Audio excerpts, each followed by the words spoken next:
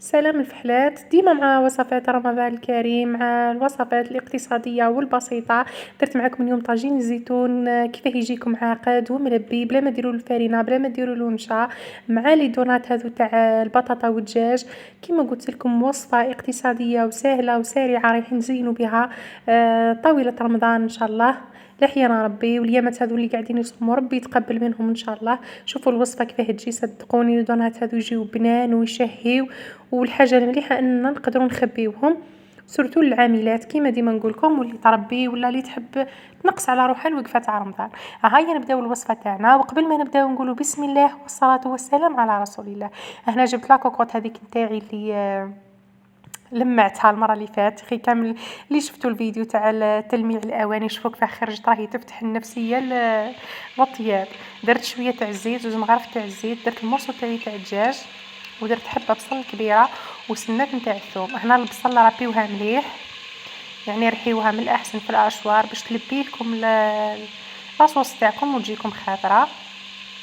ودرت سنات تاع الثوم. بالنسبه اللي ما يديروش يعني ثوم في الزيتون، كيما ديما نقول لكم الاكل اذواق، انا ندير ثوم في الزيتون عادي يجي بنين، يجي هايل كيما راكم تشوفوا. ودرت غير الملح. نخلي البصله تاعي والدجاج يتقلى وحدهم، ما ديروش لي زيبيس مع الاول، ما تقليوهمش يعني باش ما يتحرقوش، باش ما يديرولناش واحد كي تخليو لي زيبيس تاعكم يتحرقوا يديروا واحد لوغو هكا مش مليح في الماكله.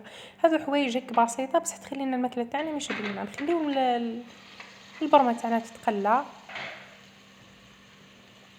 الماء تاعي يسخن، ديما نقول لكم مرقوا بالماء السخون ثاني باش تجي الماكله بنينه. ولي زيبيس درت فلفل الكحل، راس الحانوت، وعندي شويه توابل تاع الزيتون، يعني ماهمش محتمين، تقدري ديري الكزبر ثاني.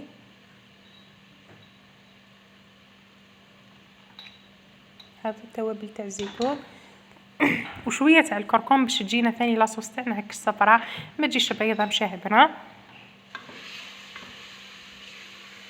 النار راهي قليله خلاص، نقليو الماكله تاعنا بعقلها، نعطيو لها الوقت، نخدموا الماكله تاعنا كيما يقولوا بكل حب، كيما يقولوا البرمه تعطي لها تعطيلك.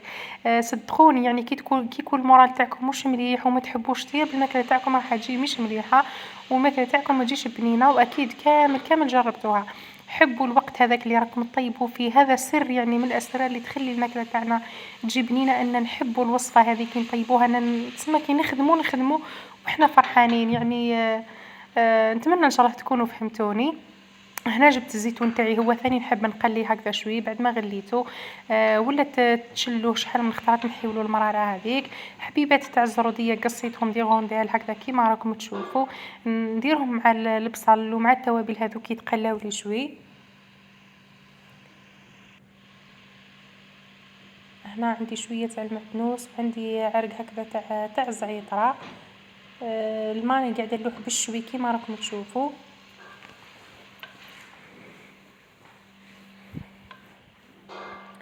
هنا درت قيس مغرف هكذا تاع الماء باش تزيد تقلالي مليح الماكله تاعي. وهنايا انا مرقها ما نكثروش بزاف الماء، الدجاج على بالكم ما يديش الوقت بزاف باش يطيب، ما نكثروش الماء باش تجينا ثاني الماكله تاعنا ملبيه كيما راكم تشوفوا هكذا. نقفل عليها لاكوكوط ونخلي الزيتون تاعنا يطيب. ماهوش راح يدي الوقت بزاف. طاجين الزيتون يعني الاكله المعتمده يعني عند الجزائريين كامل، يعني يديروها بزاف في رمضان. هنا نجيبوا لي دونات تاعنا، لي دونات البنات اللي حضرناهم مع بعضنا الخطره اللي فات في تحضيرات رمضان، الحوايج اللي وجدناهم بصدر الدجاج، وصفه سهله. اللي مازال ما شافتش الفيديو نقولها شوفيه، نحطه لكم في الرابط ولا تلقاوه في الفيديوهات تاع القناه. حاجه المليحه شوفوا كيما هكذا، شوفوا ما قلقت روحي ما والو، جبتهم من الكونجيلاتور هكذاك جامدين. ندير في الفارينه، ندير في البيض. هنايا البيض تاعي درت له شويه تاع فلفل الكحل وشويه تاع الملح، هذا مكان.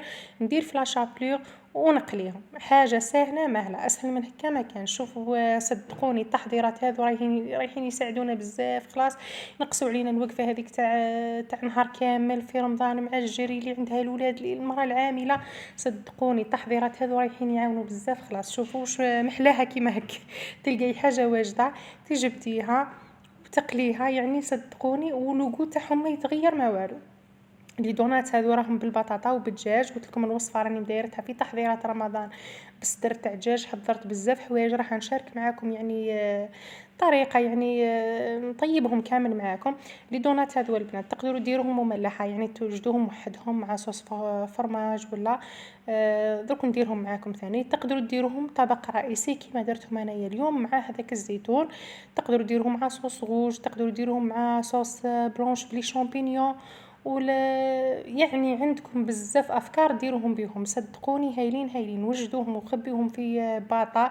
درت لكم ثاني طريقه الاحتفاظ بهم في الفيديو اللي فات، تجبدي وتقلي ديريكت.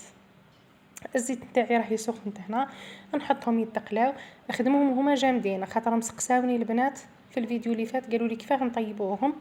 ان شاء الله برك تكونوا شفتوا الفيديو هذا.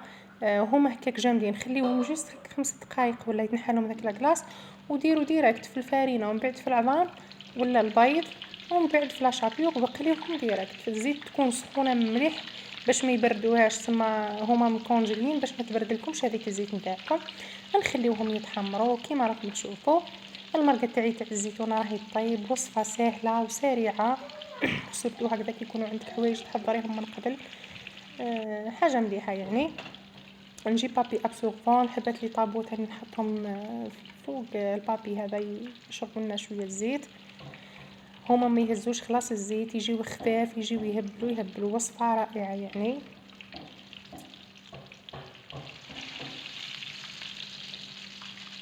ما يديوش الوقت. نشوفوا هنايا الطبق تاعنا واجد.